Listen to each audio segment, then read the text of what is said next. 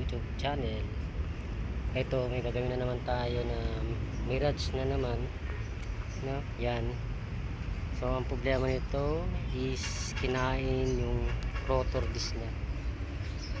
Ito namang kabila is manipis na. Ayan. Manipis na siya.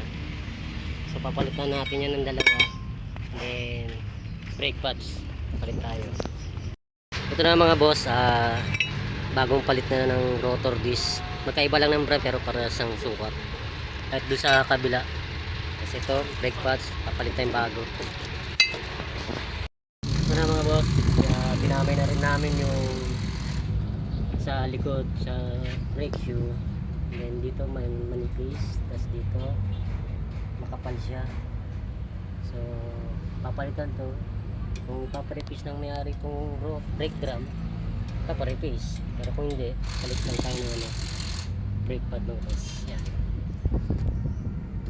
Mga boss, kabilaan na yung papalitan natin ng brake shoe kasi yan naman manipis, makapal.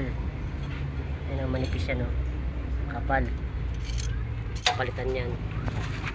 Then nakausap ko na yung may-ari, so dalawa na tong i-repace.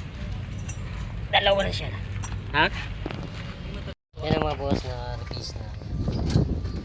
So nakabit na rin namin yung brake shoe dito sa kabila. So kakabit na lang namin to. Yan ang mga boss, okay na yung Mitsubishi gulong, then brake pad. So yan mga boss, okay na yan, goods na goods na yan.